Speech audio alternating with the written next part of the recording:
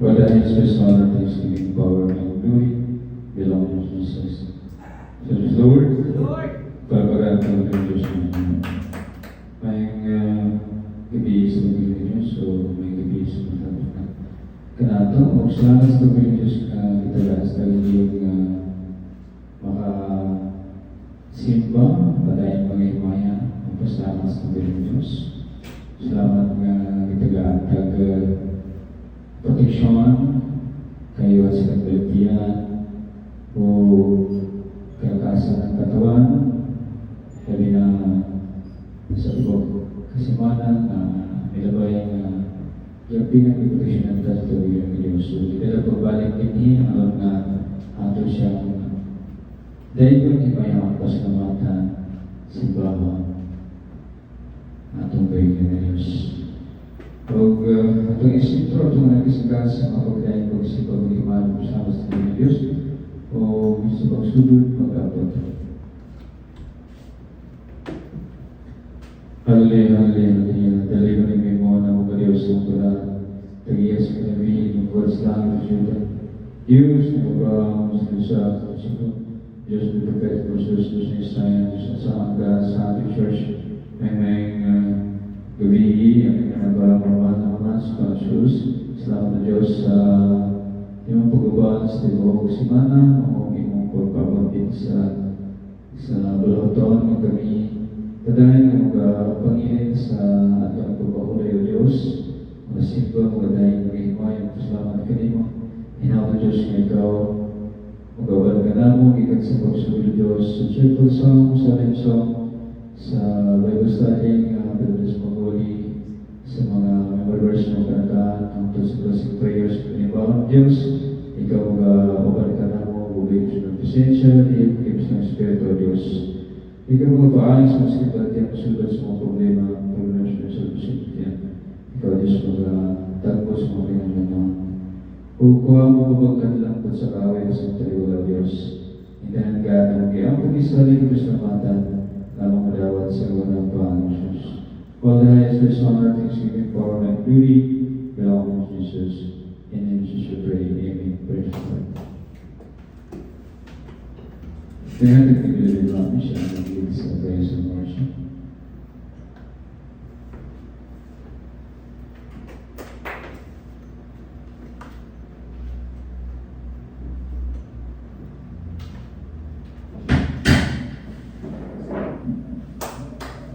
Praise the Lord. Praise the Lord. At ang Bible at ang buhi o galay ko na Diyos sa joyful o glory songs. Amen. Praise the Lord.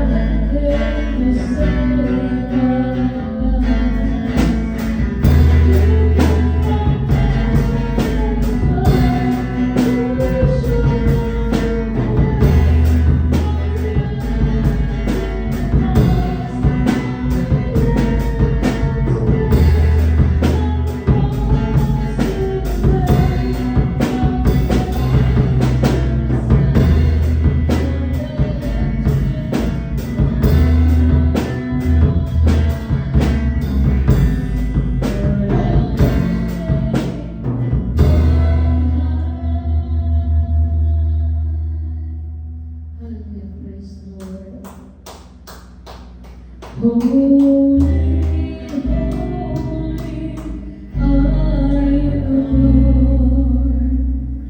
whole earth is filled with your glory.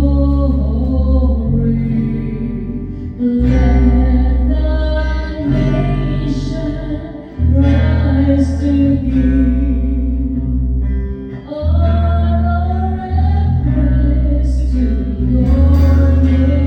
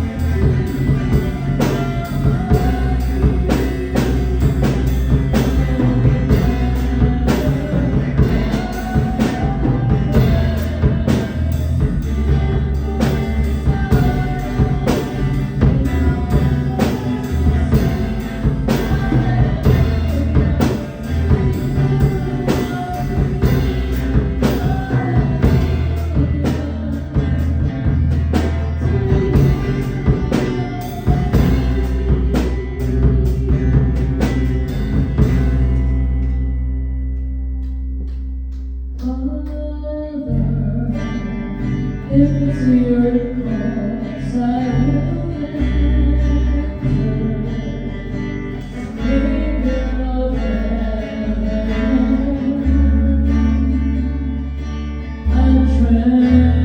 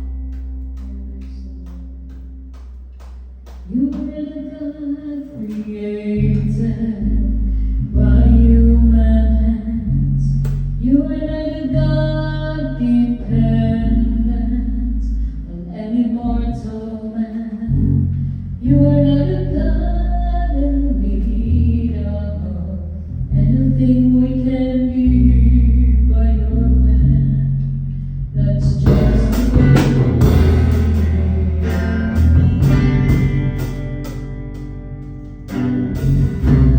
You and God created by human hands. You and God independent and immortal man. You and God in need of everything we can be.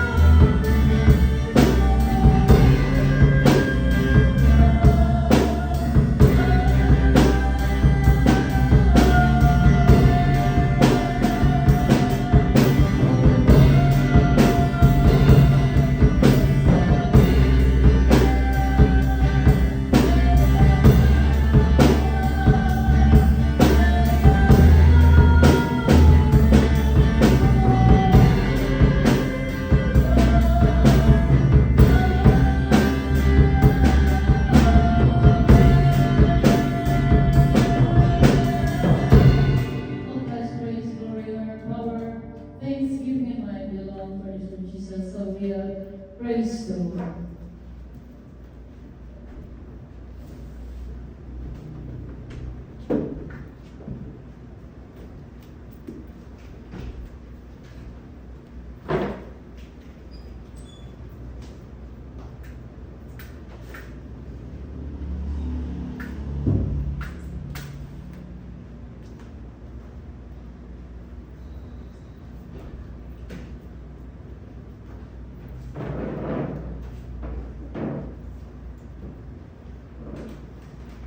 Ang kapayapaan, kagilang pag-ibig, pagmamahal, pagkatawa, mapagpala mula sa ating kagilang Diyos, sa sa atin sa gabi nito. Amen?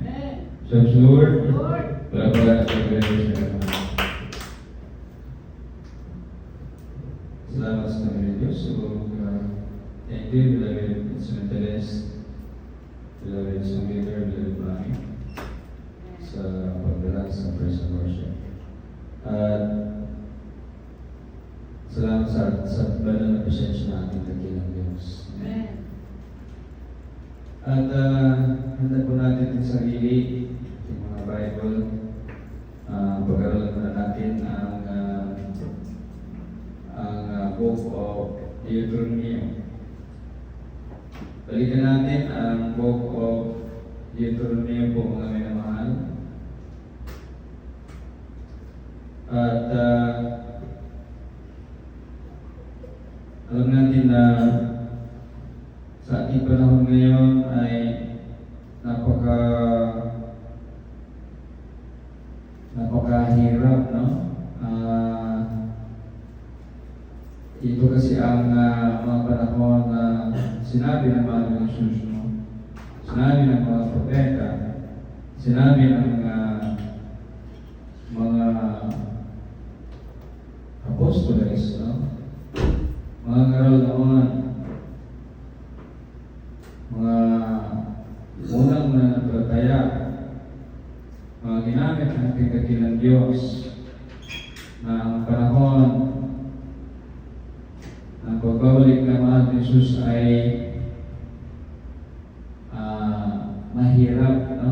Ang kalagayan. Kaya sabi ng mahal ni Jesus, umpisa pa lang ito kasi kapag naririnig ninyo ang mga digmaan, kaya mga ginawa, no? Ang sinabihan ni Jesus dito ay hindi naman ang Israel sa panahon ngayon kasi sila yung may digmaan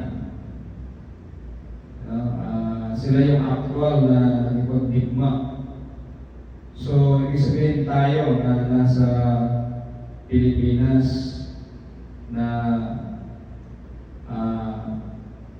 hiniran ng Diyos sa huling araw na babalikan ng ating Panginoon. Kaya sabi niya, maririnig ninyo yung mga digmaan. So, ang kababalaghan, no? So, ano ba ang mga nangyayari sa mundo ngayon, no? Una, kaliwat kanan ang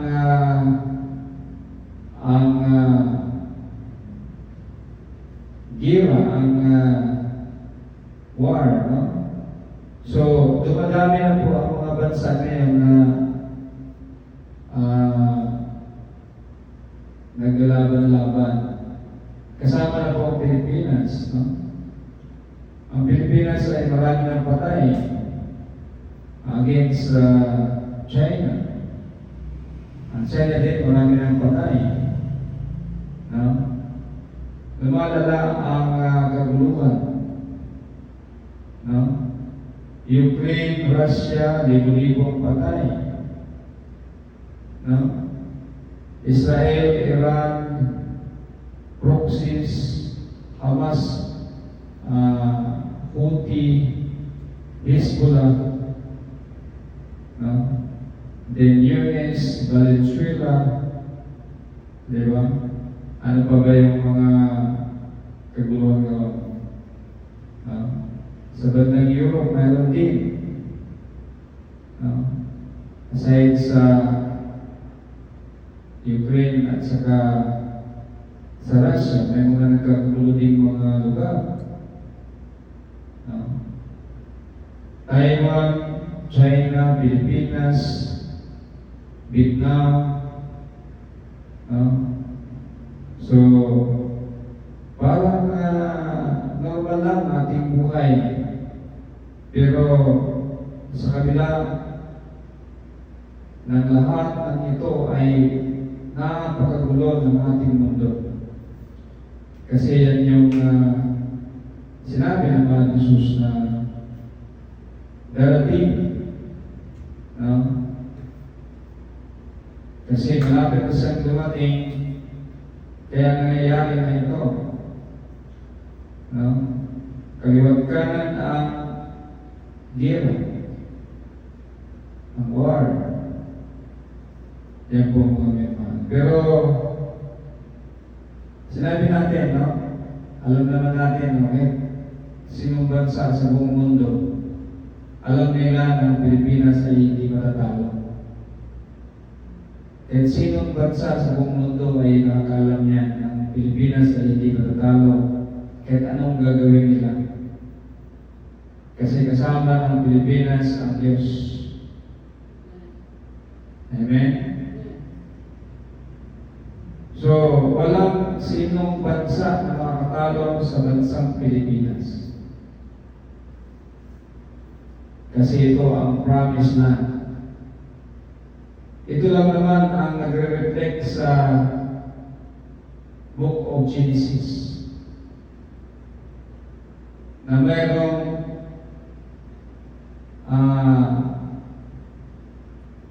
12 hours na gabi at 12 hours na araw. Yan po mga minamahal. Wala ka namang ibang bansa na tulad ng Pilipinas. Yan po mga minamahal. Na tamang-tama, no?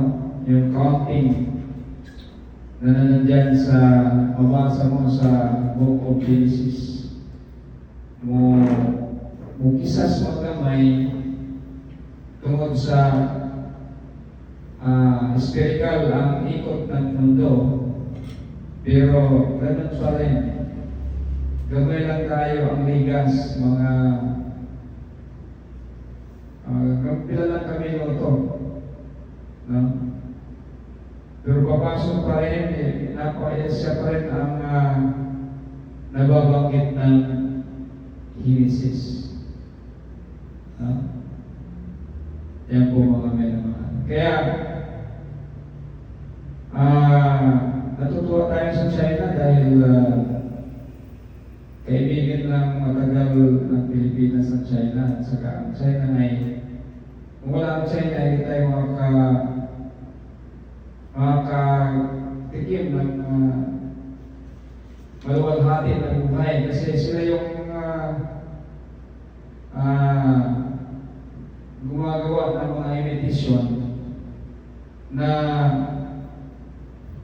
napakamahal kung nagagaling sa Europe at sa US, no? Pero sa China, no? Magagamit mo, makakabili ka ng mura, kaya naging alwan ng buhay ng mga Pilipino dahil sa China. At ang China rin ay napaka-mabuti, no? Ang mga tao, maraming mga Chinese dito sa Pilipinas, no? At friendly at saka mahilig sa negosyo. Maraming mga Pilipino na nagtatrabaho sa mga Chinese. Kaya napakaganda ang relasyon ng China sa Pilipinas, pero sa pagkagulong ng mga araw, taon, buwan, nagkakaroon ng mga hindi magandang mga leader ng China. Kaya pantong sa hindi maganda, no? Sayang, no?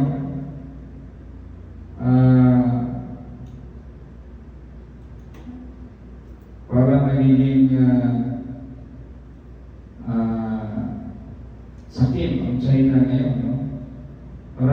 kalaban. Halos lahat ng kanilang mga bansa ay sa mga bansa na neighbor countries nila ay galit sa kanila, no? Dahil sila ay hindi na kukontento, naging sakim, no? Naging sakim. Pero isa lang naman ang kalaban nila ay ang Diyos. Kapag sila hindi naniniwala ng Diyos, di ba meron tayong mga nababalita ngayon na mga bato sa kalawakan? Kung sakali na magagalit ang Diyos sa China, makatay isang bato dyan, sa kalawakan ngayon, ang minunod ng mga scientists ay babagsak sa China upang sila ay matigil sa kanilang mga kailangan. No? So, ayan po mga naman, no? Ang tao ay hindi naman nakasalabat talaga sa Diyos. Kahit anong gawin ng tao ay hindi niya kaya ang Diyos. Yan po mga naman. Kaya, alam natin na may babagsak na asteroid. At alam niyo natin na sa dagat ito mangyayari. Pero kung sakaling lalo maging malupit ang China, baka sa China ito babagsak. Yan po mga naman. So yan po mga naman.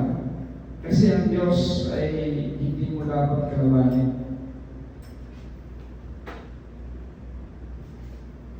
Although parang hindi ang Diyos ang nilalaban mo kasi mga tao, mga neighbor countries mo, pero ganoon na rin yun kasi sino bang gumawa ng mga tao? Ang Diyos eh. Sino gumawa ng mga kalikasan ng Diyos? Diba? Napakalaki ng lupa na ibigay ng Diyos sa inyo. Tapos, gusto niyo bang sakupin yung ibang mga bansa? Baka hindi nila naalala ang nangyari sa Babylonia.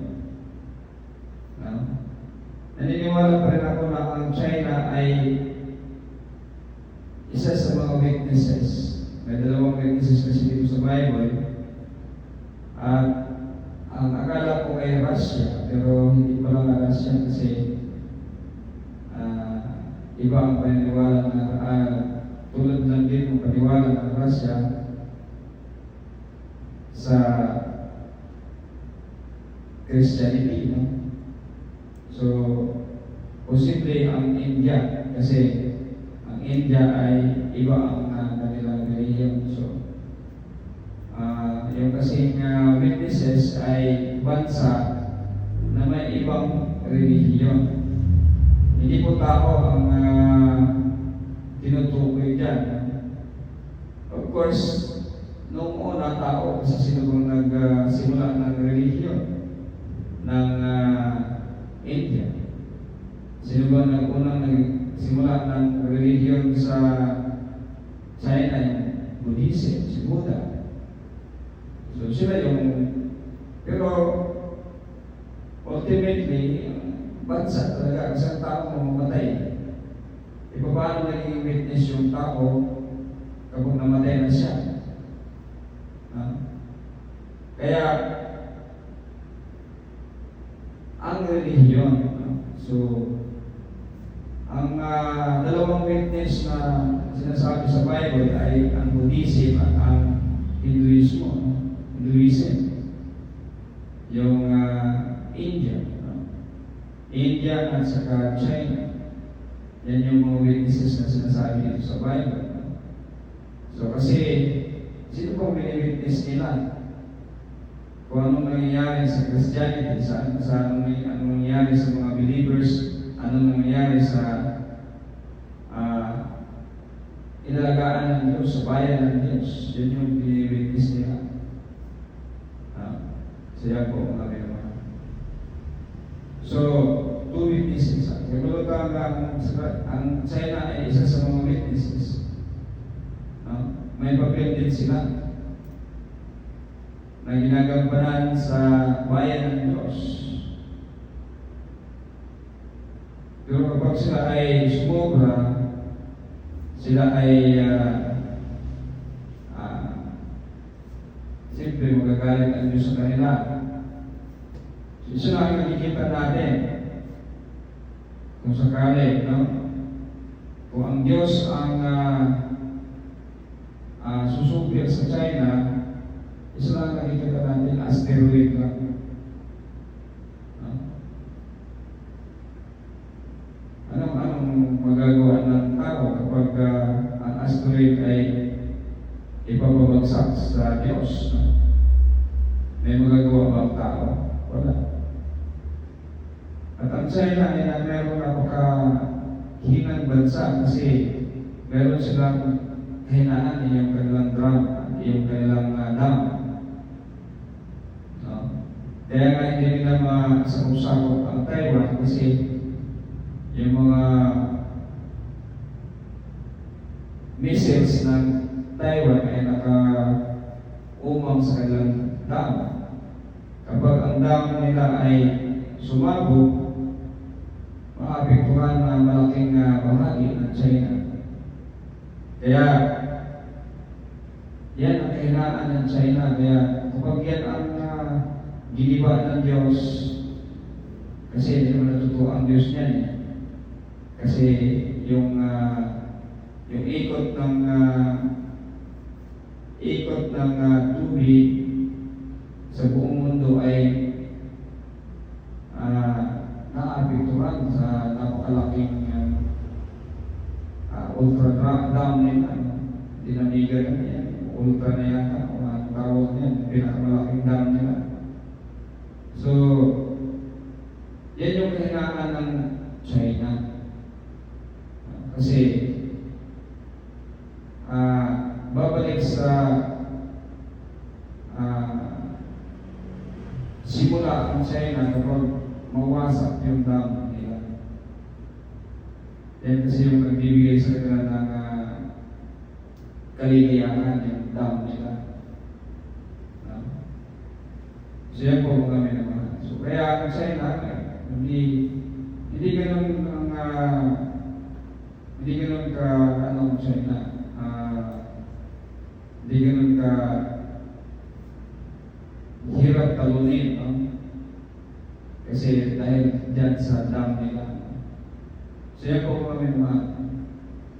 Kaya kahit na Taiwan, matatalo sila ng Taiwan kasi nakaumang na yung mga missile nila sa dam nila. Pag pasabugin yung dam nila, babahiin sa lahat at napakalaking pinsala. Paano makabangon ang China? Yan po mga memang. Pero kung ang Diyos ang siyang gagawa niyan, ay walang magagawa. Talagang gano'n naman talaga ang Diyos. Kaya sabi ng mga membro ni Satanas, ang Diyos daw natin, ang pinagbilungguran ay mamamatay tao. Hindi po mamamatay tao ang ating Diyos, kundi mamamatay demonyo. Alam kasi ng Diyos, kahit bata pa yan, nagiging demonyo yan kung bakit. Kaya pinapatay niya. Ano yung sabihin? Hindi magsasamba sa Kanya, hindi magsasamba. Hindi susunod sa alituntunin ng Diyos. Kaya napakaraming mga salita ang namatay. At gustong ubusin ng Diyos ang mga salita mula nang ipalabas ito sa Ehipto. Pero dahil sa kanyang lingkod na si Moses, napipigilan ni Prophet Moses ang galit ng Diyos. Kaya hindi tuluyang nalipol ang mga Israelita. So, ang ating pag-usapan ngayon ay tungkol sa alituntunin sa mga batas ng Diyos. Ano ba ang sinabi ni beloved Moses nang ito'y ibinigay ng Diyos sa kanya at ibinigay sa bayan ng Diyos? At bago si Prophet Moses pumunta ng bundok kung saan pinapunta siya ng Diyos kasi hindi siya pinapasok sa Canaan, nahabilin na ni Prophet Moses ang mga panghalagang mga aral. Kaya ito yung ating balikan ngayon. Ano ba ang aral na inahabilin ni Prophet Moses sa bayan ng Diyos, bago siya umakyat doon sa bundok? Yan po mga minamahal. Kaya ating pag-aralan ang Deuteronomio Kapitulo 4, versikulo 1 hanggang 10.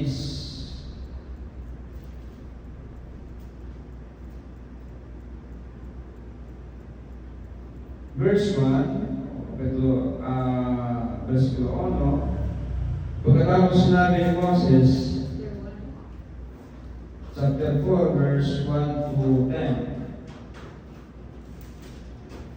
Pagkatapos sinabi ni Moses sa mga Israelita, pakinggan ninyo ang mga utos at tuntunin na ituturo ko sa inyo. Sundin ninyo ito para mabuhay kayo at makapanirahan sa lupain ibibigay sa inyo ng Panginoon. Hindi niya sinabi yung sarili niya kasi hindi siya nagkasala siya eh. Nagkasala siya dahil din sa mga Israelita. So, si Prophet Moses ay parang dahil sa galit ng Diyos, parang isumpa siya rin na hindi siya makapasok sa Canaan. Kaya sabi niya dito, sa kanyang habilin, na mabuhay kayo at makapanirahan sa lupain ibinigay sa inyo ng Panginoon. Kasi hindi siya kasama. Ang Diyos ng inyong mga ninuno, huwag ninyong dadagdagan o babawasan ang mga utos na ibinigay ko sa inyo mula sa Panginoon na inyong Diyos. Kaya, nagtataka po ako mga minamahal na marami ang mga karoon na hindi nakakaintindi talaga kahit anong baka nagbabasa pa kaya sila ng Bible o paano kaya sila nag-aaral ng Biblia. O bakit sila kumikilala ng Diyos sa Israel na hindi sila sinusunod ang batas ng Diyos. So, gumagawa sila ng kanilang sariling Diyos. Kumbaga, as if lang na ang Diyos ng Israel ang Diyos nila. Pero talagang hindi. Sila yung Diyos. Yung mga leader na kunyari na kumikilala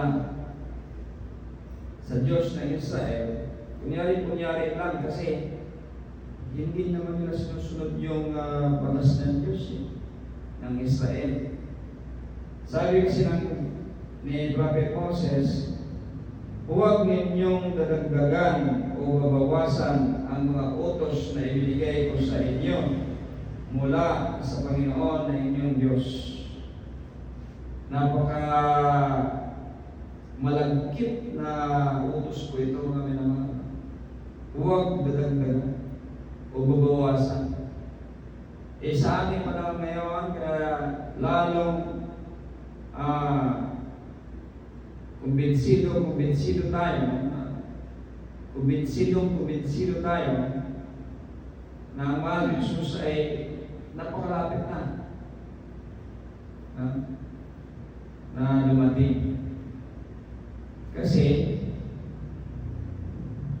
ang mga maraming tao ngayon naslan ng Diyos. Tinanggal na nila ang 10 utos. Hindi na sila sumusunod sa tinatawag nilang lumang tipan. Hindi naman lumang tipan ito. Pero kapag sila'y gagamit ng mga salita ng pabor sa kanila, kaya tinatawag nilang lumang tipan, ay gagamitin nila. Ang ibig sabihin, sila ang Diyos. Kaya hindi na sila nangingili ng Sabat.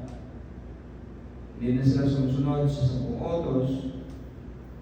Hindi na sila, wala na silang pakialam.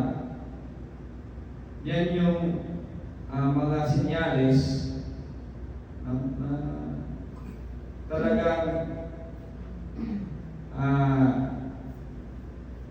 nasa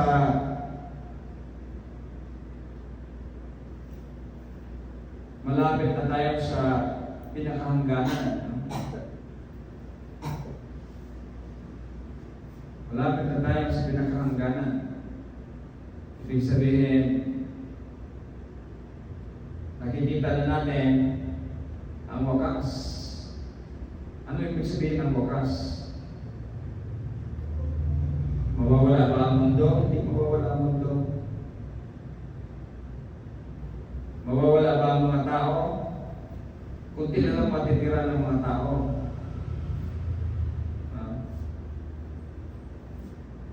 Mayroon bang buhay sa mundo? Mayroon buhay sa mundo. Mayroon bang rapture? Walang rapture. Yan yung mga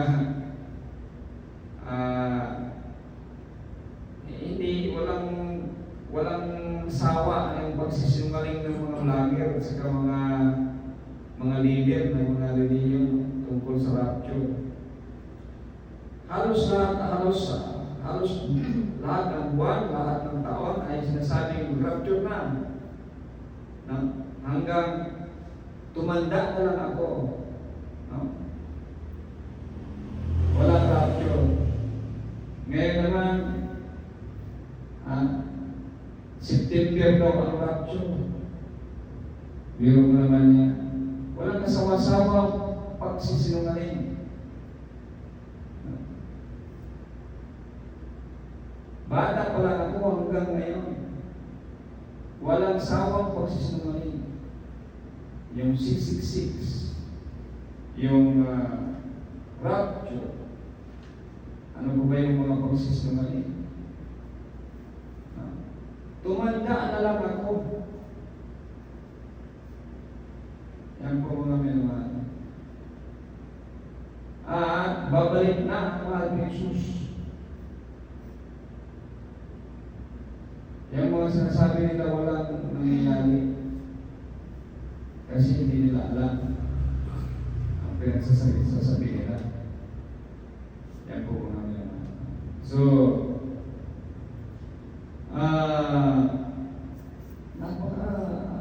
likod ng isip ng mga tao. Dahil para na silang Diyos. Nagsasalita na sila laban sa Diyos. Yan po mga minamahal. So, saan ba yung mababasa yung rapture? Diba? Pinag-aralan na po natin yan sa Thessalonica. Sino ba nagsulat niyan? Diba? Si Beloved Paul.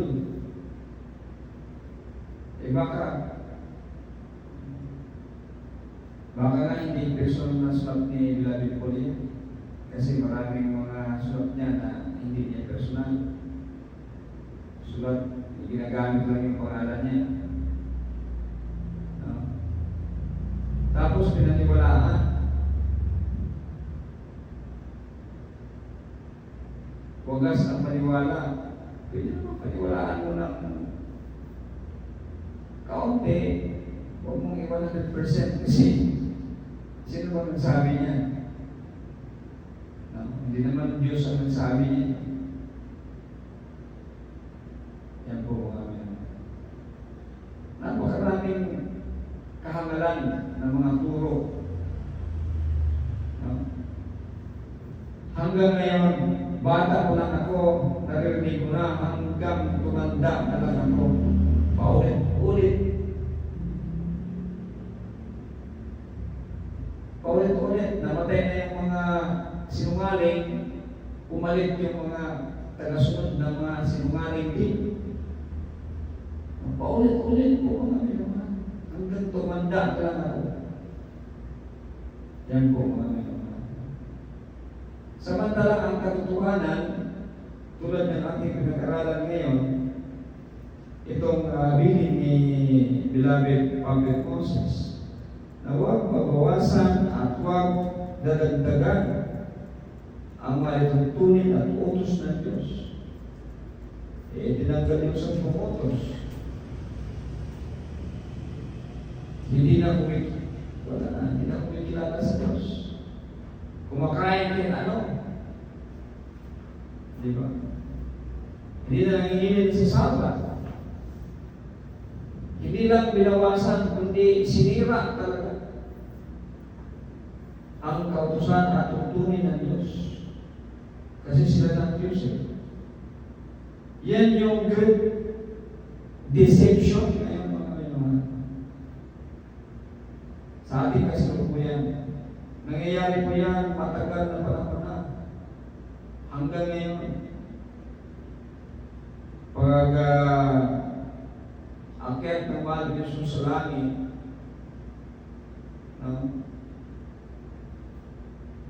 lumagana po yan. Yung napaka-tinding deception po namin mga. Talagang binaluktot lahat. Yan po mga minamahal. Kahit yung Bible, kung magbasa ka, napakaraming binaluktot dito. Yan po mga minamahal. So, kaya kapag ikaw ang Diyos, anong gagawin mo? Matutuwa ka ba? Siyempre hindi. Kaya yung sinasabi natin, kasuklam-suklam na mangyayari, yan po yung wakas. Ano po yung wakas? Wakas ng deception, wakas ng mga kasinungalingan, wakas sa lahat ng mga kasamaan. Kasi magkakaroon ng bagong langit at bagong lupa. Ibig sabihin, magkaroon ng bagong covenant. Hindi yung bagong langit at bagong lupa na sinasabi lang mayroong ibang planetang Earth. Hindi. Kundi bagong covenant. Pagbabago ng henerasyon. Yan po mga minamahal. Kaya nga, ano bang inaantay natin ng mga mangyayari? Asteroid, alien, yung virus na napakatindi yung pinakita na nyo sa akin, yung hindi pa yun yung chickenpox, ay yung monkeypox, hindi pa yun. Kasi napakatindi virus yun eh, na pinakita sa akin ng Diyos. No? At zombie, yung zombie po, ang mangyayari po yan. Dahil technology po yan. Nasa hangganan na po tayo dahil nasa digital age na po tayo. Pagkatapos nito ay magsisimula muli. Babaguhin ng Diyos. Lilinisin ng Diyos ang sanlibutan. magkakaroon ng bagong covenant. Yan po yung tinatawag na bagong langit at bagong lupa. Yan po mga ganun. So, tandaan natin, mangyayari po yan. So, kailangan natin linisin lagi ang ating sarili. Bantayan natin na laging nasa katuwiran. Bantayan natin na malinis lagi. Huwag tayong magbabaya. Kasi hindi natin alam kung anong oras, anong araw, babalik ang mahal ni Jesus. Yan po ang namin. So, huwag dadagdagan at huwag mabawasan ang tuntunin. Ito po yung napaka-importante dito. Ang matutunin at utos ng dakilang Diyos. Tandaan natin ito. Verse 3. Nakita ninyo ang ginawa ng Panginoon sa Baal-Peor. Pinatay ng Panginoon ng inyong Diyos ang mga kapwa ninyo sa salita na sumumpa kay Baal. Pero kayo na matupad sa Panginoon na inyong Diyos ay buhay pa hanggang ngayon. Kaya lilipunin nga ng Diyos eh. Yan yung kasuklam-suklam. Tulad ng ginawa niya noon. Kasi ngayon, ang sinasamba ng mga tao ay technology na. Technology na ang sinasamba ng mga tao ngayon. Kaya wawakasan na ng Diyos. Yan po mga minawan. Mayroong tatlong naulat ngayon na mga object na nakikita nila, yung tinatawag na 3-eye atlas. Mayroon ding 2-eye at mayroong ano ba yan? Uwa-uwa? Uwa-uwa. Yan po mga nila. So, yung 3-eye atlas ay sinasabi nilang alien. Kasi daw iba ang movements niya. Pero dahil hindi pa confirm, tatawagin natin comet.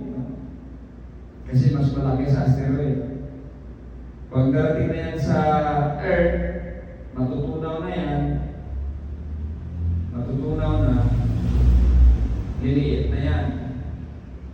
Tatawagin na natin asteroid. Yan po mga mayroon. So, may posibilidad ba na alien ang isa sa mga yan? Napakaraming posibilidad na alien. Yan po mga mayroon. Kasi,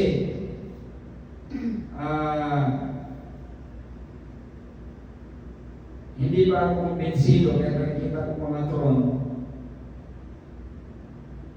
May mga drone na tulad ng nakita ko sa aking mission nung ako ay 8 years old pa lang. Ang buhay ko kasi ay nagpa-follow sa aking mission. Yan po mga mayroon. Kaya maraming mga pangyayari na sa aking buhay na nangyayari na yung nakita ko sa mission ko. Yan po mga mayroon. So, kaya hindi pa ako kumbinsido na yung mga drone na mga ginagamit sa panglimpang ngayon sa war. Yun na yung nakita ko sa aking mission. Kasi ang pinakahuli sa aking mission ay war. Yan po mga mayroon. At ang war ay kakaiba. At confirm na yung mga drone na yan ay nakita ko na 8 years old pa ako. During sa war na ipinakita ng Diyos sa akin. Napakatinding war po mga minamahal.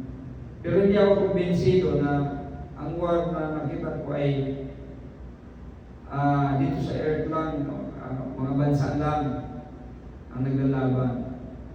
Kasi ang aking analisa po mga minamahal, sa aking analysis ay alien po ang kalaban ng earth. Sa nakita ko sa aking mission. Hindi po ako kumbinsido na mga bansa lang na nandito sa Pilipinas ang naglalaban. Yung nakita ko sa aking mission. Noong 8 years old pa lang ako. Mas kumbinsido ako na alien versus earth yun. Yung nakikita ko. Kasi kakaiba talaga naman. Kakaiba. So, hindi pa naman masasabi na dahil lang sa mga nakikita at napapanood. Kasi wala pang television sa amin sa time na yun eh. Wala pang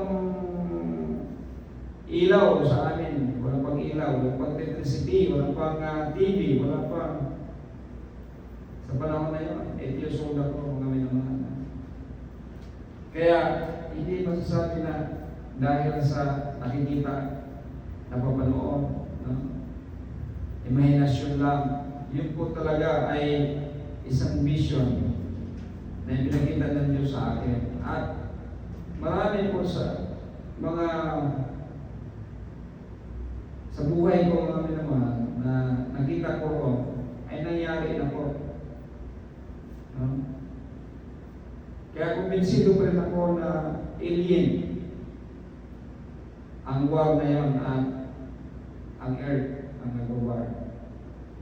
Alien versus earth. Yan po mga minamahal. So, kaya yung sinasabi ng mga scientists ngayon, yung 3i ay isang alien. Hindi po ako magtataka kasi naniniwala po ako na talagang may alien. Kasi bago ako after ng panaginip na yon, talagang nakakita ako up to 3 o'clock in the morning habang kami naglalakad sa kalsada. Talaga nakakita kami ng spaceship ng alien na napakabilis. Kaya tatlo kami,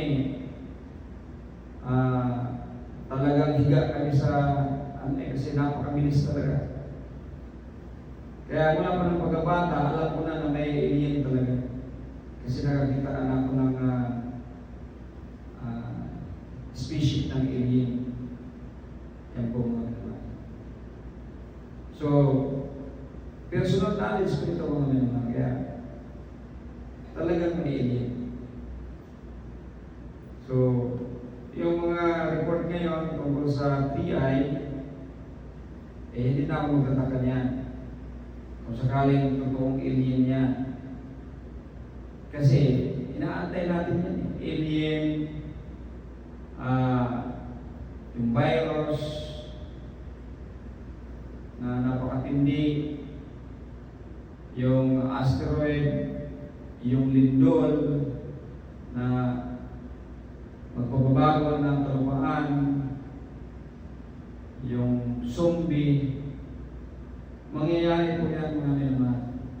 Kasi kasama yan sa parusa ng Diyos sa sanlibutan ito sa pag-reveal sa Kanya. Yan po mga minamahal.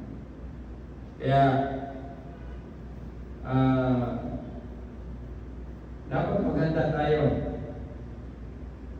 Palagi tayong maganda. Maglinis sa ating puso at isipan. Yan po mga minamahal. So, tinuturo ko sa inyo ang mga utos at mga tuntunin na ibinigay sa akin ng Panginoon na aking Diyos para inyong sundin pagdating ninyo sa lupain pupuntahan ninyo at titirhan. Sundin ninyo ito ng buong tapat dahil sa pamamagitan nito ay may papakita ninyo ang inyong kaalaman at pangunawa sa ibang mga bansa.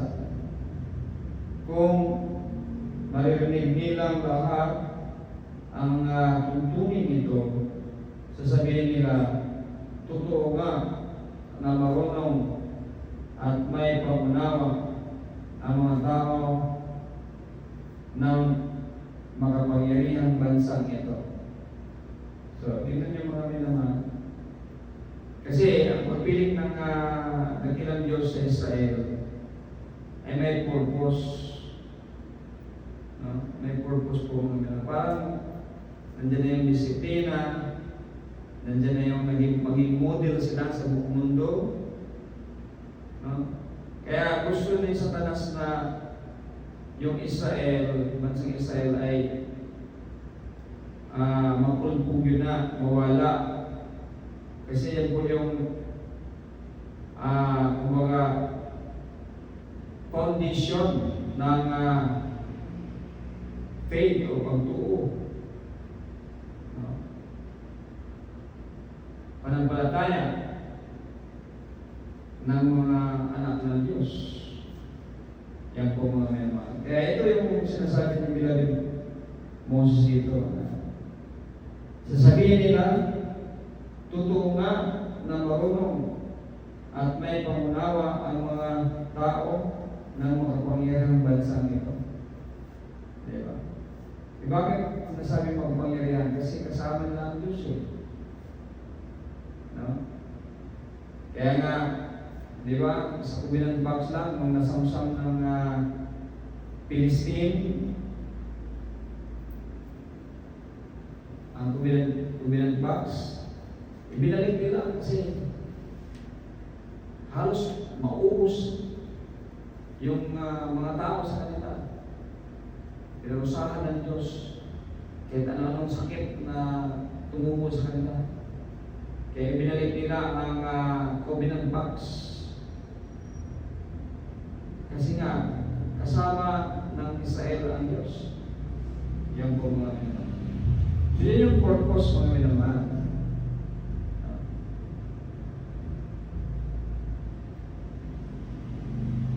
Verse 7, wala nang iba pang makapangyarihang bansa na may Diyos na malapit sa kanila gaya ng Panginoon na ating Diyos na malapit sa atin sa mga panahong tumatawag tayo sa Kanya. Yan yung purpose mong minamahal para makilala ang Diyos. Kapag nakilala ang Israel na makapangyarihan, makikilala din ang Diyos na siyang kasama ng mga salita. Yan po yung purpose eh. No? At wala nang iba pang makapangyarihang bansa na may mga utos at tuntunin na katulad ng itinuturo ko sa inyo ngayon. Pero yan yung babaguhin. Magkakaroon ng bagong langit at bagong lupa tulad ng paghiram ng Diyos kay Father Abraham. Yan po mga minamahal. Babaguhin. Kasi nga mismo ang Israel, ang bansang Israel, no, ay nagkaroon ng problema. No? Itinagpil nila ang sugo ng Diyos, ang Misaya, ang mahal ng Jesus. Kaya hanggang ngayon, namumuti yung mata nila sa kakahintay. Sa kakahintay, kahit sino-sino na lang ang ginagawa nilang Bisaya. Pero wala rin. Sinisira ng Diyos. Kasi dumating na ang Messiah at pinatay nila. Kaya yun po yung dahilan na babaguhin ng Diyos. At hindi na ang Israel. Yan po mga kailangan. So, magkaroon ng bagong langit at bagong lupa. At ihahayag doon at susundin ang utos at tuntunin ng ating dakilang Diyos. Yan po mga kailangan. Kasi yun yung purpose eh. Yan yung purpose. Nawala yan, nasira yan sa Israel. Kaya babaguhin ng Diyos. Yan po mga kailangan. Pero mag-ingat kayo. Huwag ninyong kalimutan ang mga bagay na inyong nakita na ginawa ng Panginoon. Kailangan manatili ito sa inyong mga puso habang nabubuhay kayo. Sabihin ninyo ito sa inyong mga anak at mga apo. Yan po mga minamahal. So, ang pagtuturo, hindi po yung pagre-recruit ng mga kung sino-sino sa, di ba? Upang magparami ng miyembro sa church. Hindi po ganyan. Ito po ang tama na tuntunin ng Diyos. Ano sabi dito? Yung mga gawa ng Diyos, yung mga himala ng Diyos, yung kapangyarihan ng Diyos na inyong nakita, tipigan na ninyo sa inyong kasing-kasing, sa inyong isip, o inyo nang itudlo sa inyong mga anak, mga apo, di ba? Hindi naman sinasabi na ituro, pumunta kayo doon, magsangyaw mo. Wala na, hindi sinabi na, di ba? Kaya enough na ang pamilya, no? Kasi yun yung kapamaraanan ng Diyos. Pamilya. Tribal. No? Kaya yun yung turo dito. Hindi ba sinabi na mag-recruit kayo? Humayaw kayo at mag-recruit kayo. Wala, hindi sinabi. Dito ituturo ko sa mga anak, sa mga apo. Ang kabutihan ng Diyos, ang kapangyarihan ng Diyos. Tignan niyo. Ang kaibahan sa turo ng totoong lingkod ng Diyos at sa mga turo ngayon, yung great deception. Diba? Ibang-iba, mga minamahal. No? Kaya mag-ingat po tayo. No?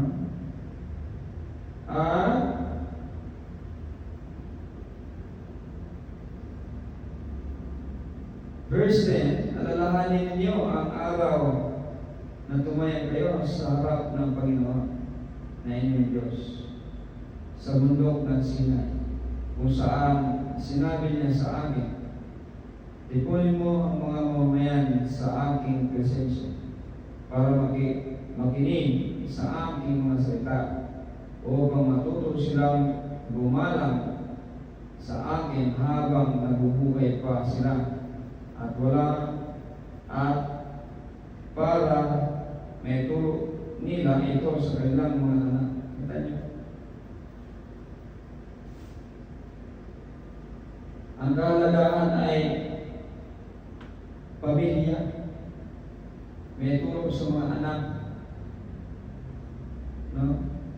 Yung mga tuntunin, yung mga utos, yan po mga kailangan. So, habang nabubuhay sila, may tuturo nila sa kanilang mga anak. No? Ang paggalang sa Diyos. Napaka-importante ang alituntunin niya. Sagrado po yan. Yung paggalang ng Diyos. Galangin mo ang Diyos. Yan po mga kapatid. Yan yung ituturo. Iba na tinuturo ngayon yung mga pangalan ng kanilang mga relihiyon. No? At yung kanilang mga leader. Yun yung mga tinuturo. At yung pagbibigay, yun yung mga tinuturo ngayon. Pero ang kautusan ng Diyos ay anong ituturo? Ang kabutihan ng Diyos. Alituntunin ng Diyos. Kapangyarihan ng Diyos. Yan po ang paggalang sa Diyos. Yan po yung mga ituturo dapat. Iba na ngayon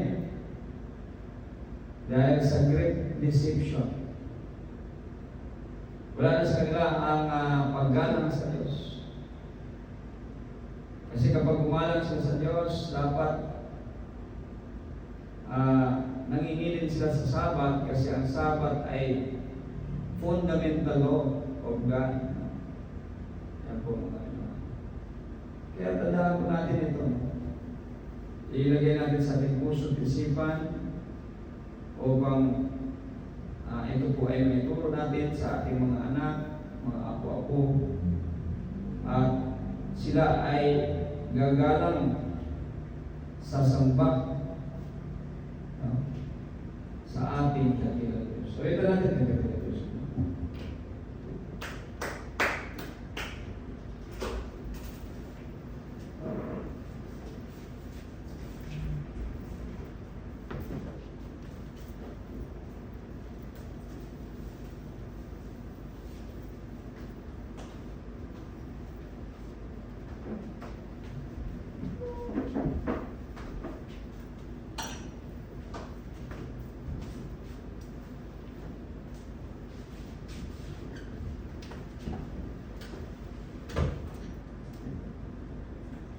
You deserve the glory and the honor.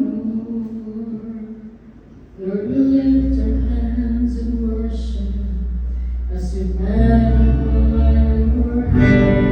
You deserve the glory and the honor.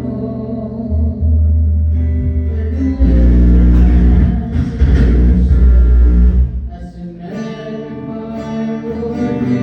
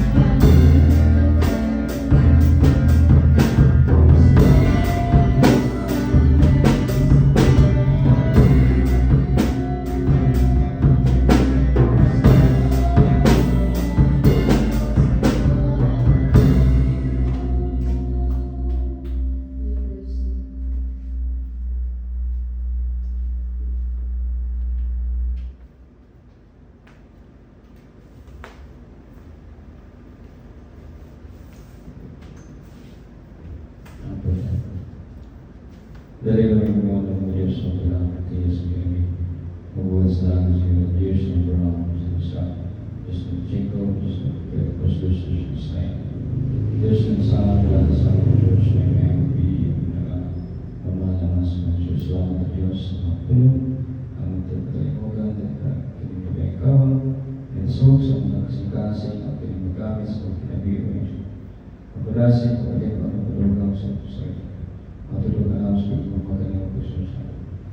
Diyos sa kami sa mga bahay, para sa kaya, para sa bahay, pamilya, church, o sa mga tao sa mga magagaling kami sa gusto kami sa mga kalapasan, sa pungkot, hindi mo ka namagal sa punang natibok ng puso, hindi mo singkasan sa mga talaga ka naman yung sa bawang dahil kami sa kaya yung chance mo ng kanyang mga bahay, kaya bibisiga kami, tigola kami, kaya sa kanya.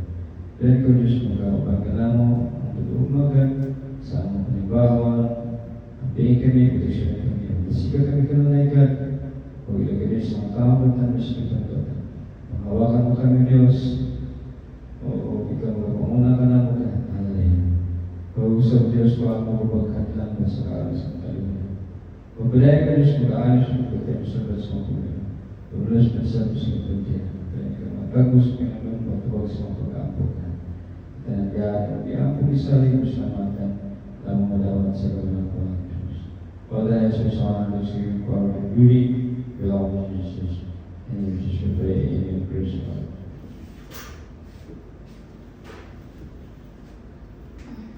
Salamat sa mga Diyos. So, without us, pagbibigay ng mga verse, atong tawagan si Villario Dailan. So, anong bigay ng mga verse?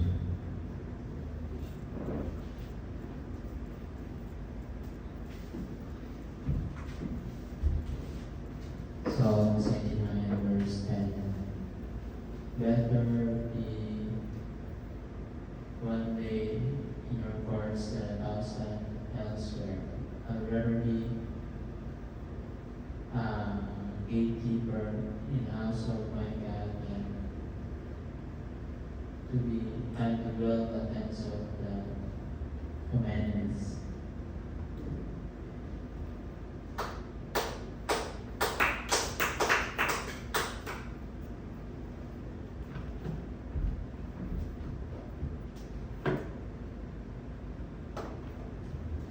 Jeremiah 29 verse 11. For I know the plans I have for you, declares the Lord, plans to prosper you, not to harm you, plans to give you hope and a future.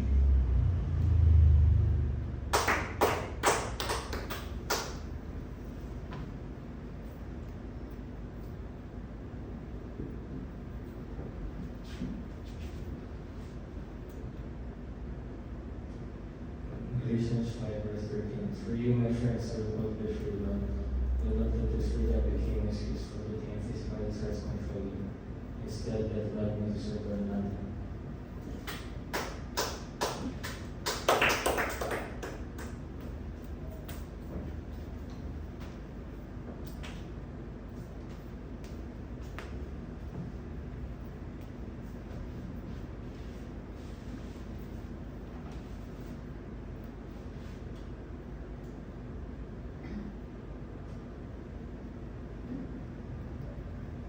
Proverbs chapter 22:6. Turn up a child in the way he should go, so that when he gets old, he will not depart from it. Amen. Praise God.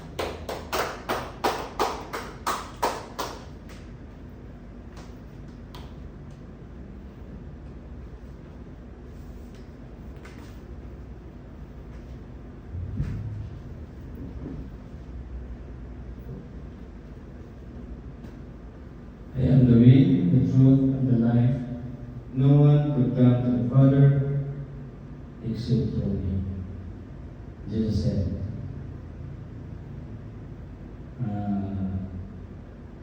John 14:6. So, is Lord. Lord. Salamat sa mga Diyos. So, salamat sa kaulang ilahat sa mga Diyos sa mga kalibahon. O hinawag ko po yung Diyos o bantanaton sa gabi, ang tulogma, sa kalibahon, ang pinagkaputisyon sa mga Diyos. Dahil sa mga tao na sa tutulatan o sigur ka na yan, ano na yan, ayaw-ayawan mo sa kapatiyano sa trabaho, sa mga problema, sa problemas na sa kapatiyano o kagos sa mga Diyos sa mga Panginoon o dugon sa mga Diyos sa mga pagkakita. O maraming pagpaalala at laban-ilaw sa pagkinabuhi, pagsimpa, pagkain, pagkimay, sa mga Diyos, buong pagdi, o hindi na ito kayo ang pagbasa sa Bible, mga minamahal, o na pamilya na ito, mga light, mga atong pagkaon, sa atong espiritu mo na. So, tinalan nga magbasa ka ng Bible, hindi na ito kalimutan. Apil sa ato ang routine, atong ano-ano pag-inawi, ang pagbasa ng Bible. Kung tinatag ni Beloved Sir, siya mag-lead sa music.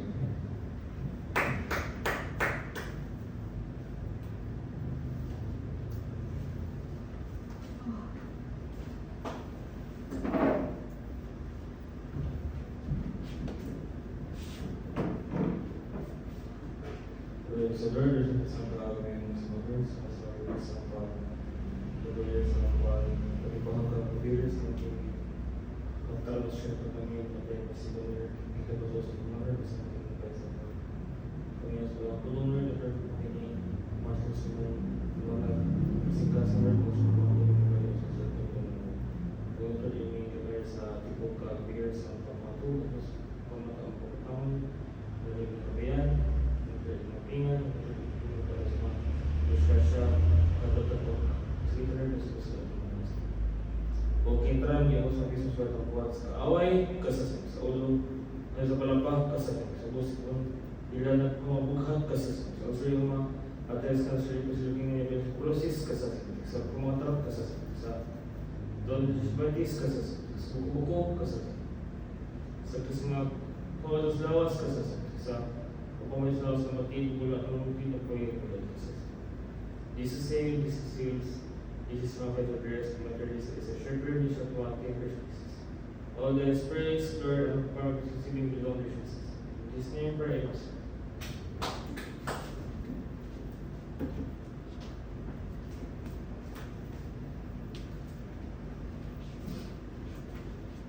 Just time. And so, hallelujah. Hallelujah.